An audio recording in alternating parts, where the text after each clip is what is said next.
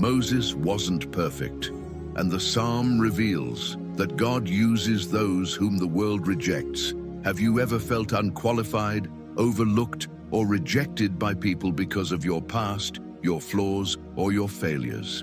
Maybe you've convinced yourself that God could never use someone like you.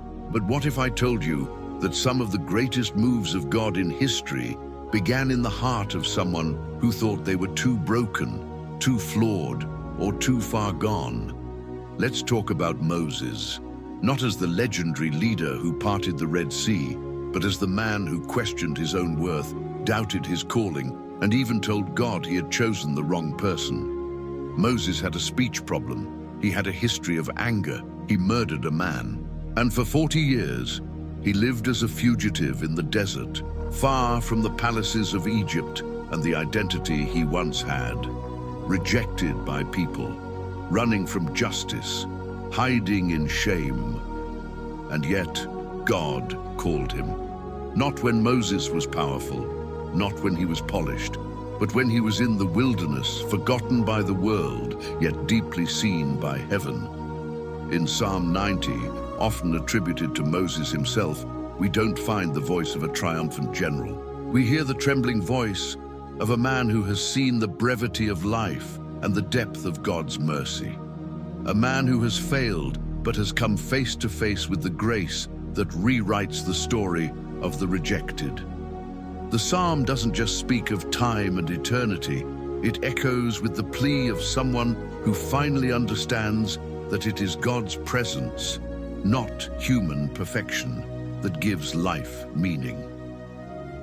This video is for the overlooked, the underestimated, the ones the world dismissed and heaven has chosen. If you've ever felt too weak, too guilty, or too ordinary to be used by God, you're about to see how your very rejection might be the platform for your calling. Now let's go deeper into this truth, topic by topic, uncovering the message of Moses and the psalm that reveals God's heart for the broken. God doesn't call the qualified, He qualifies. The called Moses didn't submit a resume to heaven. He wasn't chosen because of credentials, charisma, or confidence. In fact, when God called him from the burning bush, Moses gave 5 different excuses for why he wasn't the right man for the job. He said he wasn't good with words. He doubted people would believe him. He even asked God to send someone else. This is where we must pause and reflect. God's calling rarely aligns with human expectations. He doesn't recruit leaders based on external performance or public perception. Instead, He looks at the heart, the humility, the brokenness, the willingness to obey despite fear. The very things Moses thought disqualified him were the reasons God could trust him. A man who knew he wasn't enough on his own would have to lean completely on divine strength. God wasn't interested in Moses' eloquence. He wanted his surrender. He wanted a vessel, not a hero. Psalm 90 echoes this reality. It opens with the words, "Lord, you have been our dwelling place throughout all generations." It's not a psalm of victory, but of recognition. Moses points to God as the source of strength, security, and meaning, not himself. In a world that values self-reliance and image, this is a radical confession. Without God, we are dust. When the world rejects you, it's often because they can't see the potential God has placed inside you. They measure you by your past. But God looks at your future. He sees the wilderness as preparation, not punishment. He sees the insecurity as a doorway to intimacy with Him. Moses was shaped not by the palace, but by the desert, and so are many of God's chosen vessels. If you're in a season of silence, rejection, or obscurity, don't despise it. That may be where your calling is being forged. God doesn't call the flawless, He calls the faithful, and He will equip you every step of the way. The desert is not a delay, it's a design. Before Moses ever parted a sea or delivered a commandment, he wandered the desert, alone, hidden, forgotten by man, but not by God. He spent 40 years tending sheep, far from the prestige of Pharaoh's palace, and even further from the idea of a divine calling. Yet it was in this barren place that God was preparing him. The desert often feels like a punishment, but in the hands of God, it becomes a place of refinement. The silence sharpens your ears. The solitude purifies your motives. The monotony builds endurance. Moses was not being delayed, he was being developed. Psalm 90, attributed to Moses, gives us a glimpse into this internal transformation. In verse 12 he writes, "Teach us to number our days, that we may gain a heart of wisdom." That kind of wisdom isn't learned in classrooms or palaces. It's cultivated in deserts. Moses came to understand that life is fleeting, and without God, it has no lasting meaning. What the world calls wasted time, God calls sacred training. The desert was where Moses learned humility, patience, and dependence. It stripped him of pride and performance and brought him face to face with his humanity and with the God who still chose him despite it. You may feel stuck in your own desert right now, waiting, forgotten, or wandering. But God never wastes a wilderness. The place where you feel least useful may be the very ground where your purpose is being planted. Moses emerged from that place with a staff in his hand and fire in his bones, not because he was confident in himself, but because he had learned to trust the one who called him. The desert prepared him to carry the weight of a nation, and more importantly, the weight of God's glory. So if you're asking God to take you out of the wilderness, perhaps he's still teaching you how to walk in it. The desert is not your end. It's the beginning of your transformation. God's voice finds you where the world left you. When Moses fled Egypt, he wasn't just running from Pharaoh. He was running from failure, fear, and a broken identity. He had tried to be a deliverer in his own strength and ended up a fugitive in Midian, forgotten by Egypt, unwanted by his own people, alone in a foreign land. But that's exactly where the voice of God found him. God didn't speak to Moses in the palace. He didn't appear in the peak of Moses' confidence. He waited until Moses was stripped of title, position, and power, so that when he spoke, there would be no confusion about who was doing the calling. The burning bush wasn't just a miraculous moment. It was a divine interruption in a routine life. Moses had probably walked that path dozens of times, leading sheep through the wilderness. But this time, something burned without being consumed, and a voice broke through the silence of 40 years. Exodus 3:4 says, "When the Lord saw that he turned aside to see, God called to him out of the bush, 'Moses, Moses.'" Did you catch that? God waited for Moses to turn. He waited for a heart that was curious, open, and willing to pause long enough to notice that something holy was happening. Sometimes God won't raise his voice. He'll wait for your attention. In a world full of noise, distraction, and self-promotion, his call comes in the stillness. His glory appears not in grandeur, but in the small, sacred interruptions we're willing to notice. Maybe you feel disqualified by your past, silenced by shame, or hidden in obscurity. But God sees where you are, and his voice is not limited by your location or your history. He doesn't need a stage to speak to you. He just needs your heart to turn toward him. Moses heard his name twice. Moses, Moses. That repetition wasn't hesitation. It was intimacy. It was God saying, "I know you. I haven't forgotten you, and I'm calling you still." So if you've been wondering whether God still speaks, look again. Turn aside. The ground you're standing on might be more sacred than you think. The weight of rejection is the soil of divine calling.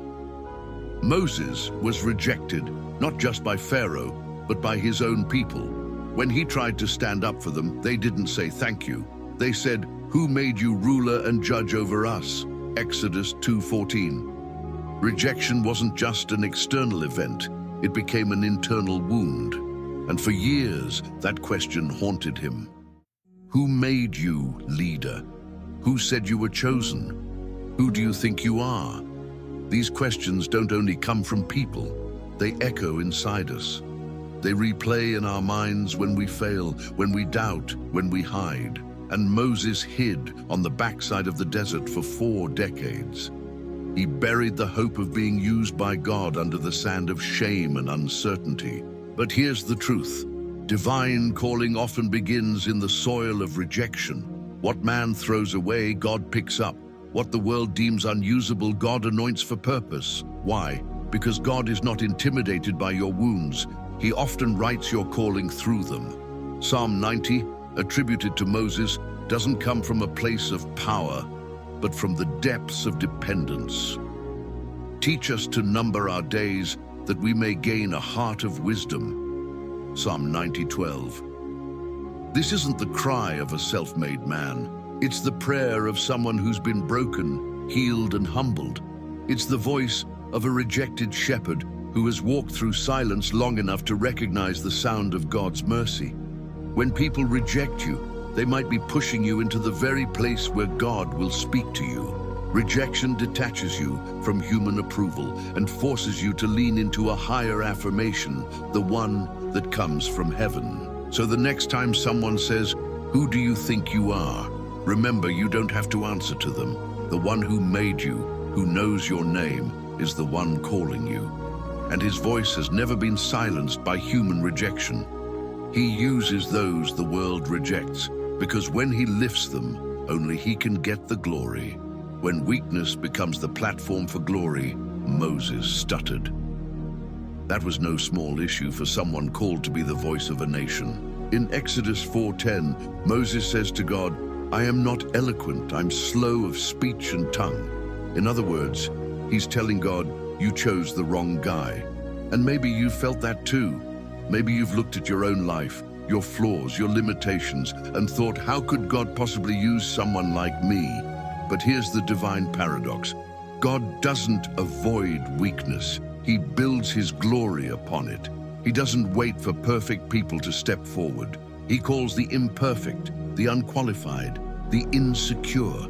Because when the weak rise up in obedience, everyone knows it had to be God who made it possible. Moses wasn't healed of his speech issue before being sent. God didn't remove the weakness. He reassured Moses of his presence. Now go, I will help you speak and will teach you what to say. Exodus 4:12. Sometimes the miracle isn't that God fixes your weakness. It's that he uses you in spite of it. Psalm 90 shows the heart of someone who knew that life was fragile, that humanity was dust, and that without God's mercy, nothing would stand. You turn people back to dust. 1,000 years in your sight are like a day. Psalm 93:4. Moses wasn't boasting about strength. He was magnifying the God who sustains the weak. When you stop waiting to become perfect and start walking with God as you are, that's when the real transformation begins. The same voice that created the universe can speak through your brokenness. Your limitations are not a disqualification. They're the very canvas on which God wants to paint his glory. Don't wait to be eloquent. Don't wait to be fearless. Don't wait to be free of flaws. Just move when he calls. Because when weakness and obedience meet, heaven releases miracles. The desert trains those whom the palace couldn't shape. Before Moses heard God's voice from the burning bush, he spent 40 years in the desert, not by accident, but by design. The man who was once a prince of Egypt became a shepherd in obscurity. And this wasn't punishment, it was preparation. The desert, with its silence and solitude, stripped Moses of the identity the world gave him so that he could receive the identity heaven had prepared. God often uses the desert to refine the ones he calls. It's the place where distractions are silenced, where pride is broken, and where reliance on God becomes not optional, but essential. The palace taught Moses how to speak like royalty, but the desert taught him how to listen like a servant. And it's in the listening that leaders are born. Psalm 90 is not the voice of a man fresh from the palace. It's the cry of someone who has walked with dust on his feet and eternity on his mind. Teach us to number our days, that we may gain a heart of wisdom. Psalm 90:12. This is not the arrogance of youth, but the wisdom of one who has been humbled by time, by failure, and by divine grace. When the world rejects you, isolates you, or overlooks you, it may feel like you've been cast aside. But in God's hands, the desert is never wasted. It becomes a sacred classroom, a hidden altar, a place of encounter. Moses came out of the desert not with fame, but with fire, not with status, but with a staff that would part seas. Maybe you're in your own desert right now. Maybe you feel forgotten. But the silence isn't abandonment, it's invitation. God is drawing you closer. He's removing the noise so you can hear the whisper. The desert doesn't mean you're done. It means you're being formed for something greater than the palace could ever offer. What the world calls exile, God calls preparation. God chooses the weak to confound the strong. Moses had a speech impediment. He doubted himself. He argued with God. He begged for someone else to be chosen. And still, God said, "Go." It's this divine contradiction that echoes through Psalm 90 and the life of Moses. God doesn't wait for the qualified, he qualifies the called. When Moses questioned his ability to speak, God didn't fix his speech. He sent Aaron. Because God wasn't interested in Moses' perfection, he was interested in his obedience. Psalm 90 is drenched in the language of human frailty and divine eternity. You turn people back to dust. For 1,000 years in your sight are like a day that has just gone by. Psalm 93:4. These are not the words of a man boasting in his strength. These are the reflections of someone who knows how small he is and how faithful God is. This is the paradox. God chooses the stuttering deliverer, the orphaned baby in a basket, the murderer turned prophet. Why? So that no one can boast in their ability, but only in God's mercy. What the world sees as limitation, God sees as the perfect starting point for his glory. If you feel like your weaknesses disqualify you, look at Moses. If your past haunts you, remember the man who fled Egypt because of blood on his hands, but returned to lead the exodus of a nation. If you feel too broken, too slow, too unsure, remember this: God's strength is made perfect in weakness. Moses didn't lead Israel because he was strong. He led because he surrendered. And that's the invitation for you today. Surrender, not perfection. Willingness, not flawless execution. The Psalm of Moses is not a declaration of human greatness, but of God's limitless grace. The world may have disqualified you, but heaven has the final word. Redemption woven into every line of the Psalm 90 is not just a cry for help. It is a song of redemption hidden beneath the dust of human frailty. As Moses reflects on the brevity of life and the weight of divine wrath, he is not giving in to despair. He is pointing toward the possibility of mercy. Relent, Lord. How long will it be? Have compassion on your servants. Psalm 90:13.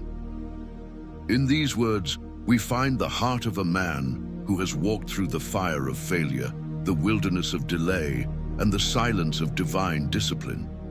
Moses is not just asking for pity, he's asking for restoration. And that is the undercurrent of this psalm. A God who disciplines, yes, but a God who also redeems. Moses speaks to a generation that died in the desert, a generation that doubted, rebelled, and fell short of the promise. But even then, he prays, "Satisfy us in the morning with your unfailing love." Psalm 90:14. Redemption does not erase the past, it rewrites the future. Moses knew the sting of consequences, but he also knew the tenderness of a God who still meets his people with new mercies every morning. A God who doesn't leave us in the graveyard of our mistakes, but lifts us, forgives us, and restores us with purpose. This is the power of Psalm 90. It acknowledges the wound, but pleads for the healing. It admits the anger of God, but seeks the favor of his presence. It understands mortality, yet longs for eternal joy. You too might be walking through a wilderness of regret. Maybe you carry the weight of things you cannot undo. But the same God who walked with Moses, despite his failures, walks with you. The same God who answered the cry of a flawed leader is the one who hears you now. Redemption is not reserved for the perfect. It is the promise for the repentant. The beauty of brokenness becomes a beacon of hope. Moses was not a flawless prophet. He was a murderer turned deliverer, a fugitive turned intercessor. And yet God entrusted him with the task of leading an entire nation, speaking with him face to face, and writing a psalm that would echo through the generations. Why? Because brokenness in the hands of God becomes a beacon. Psalm 90 doesn't hide Moses' humanity. It amplifies it.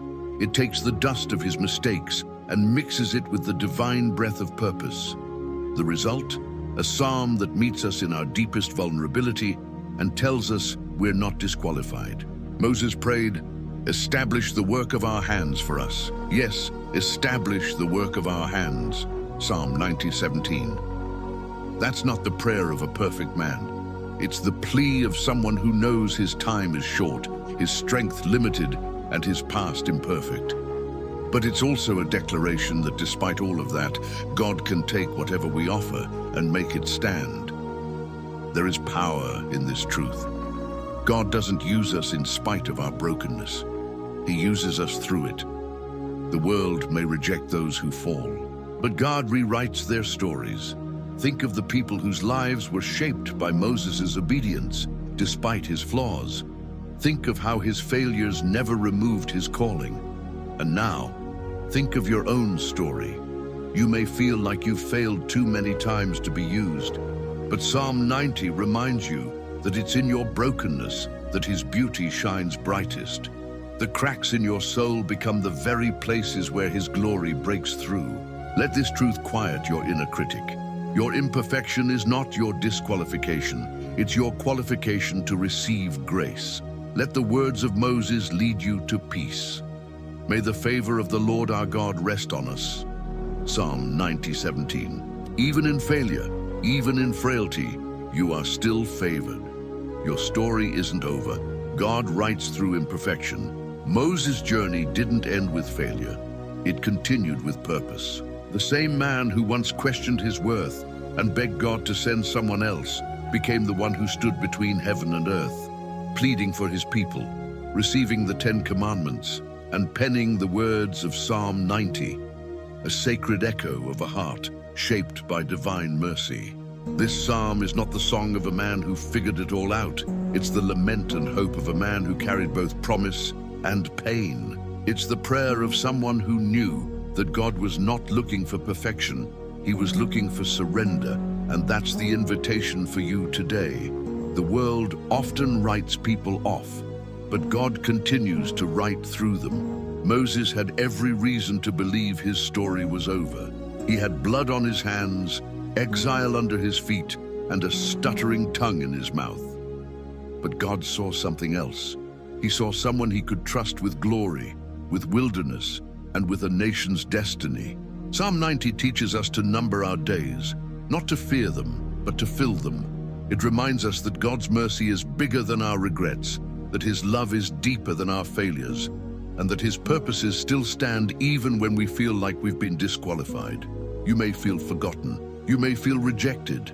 You may feel like too much has gone wrong. But God sees the story he's still writing. Every scar in your life becomes a line in his redemption. Every chapter you wanted to close becomes the page where his grace shows up. Like Moses, you can come to God, weak, weary, wounded, and still be used for something eternal. So don't hide your story. Don't bury your past. Bring it into the light of his presence and let him do what only he can do. Redeem it, because the psalm that was born in the wilderness still speaks today. And your wilderness is not wasted when it's surrendered to him. Let Psalm 90 be your reminder. His favor still rests on you. His glory still desires to shine through you, and your story, flawed, fragile, and full of grace, isn't over yet.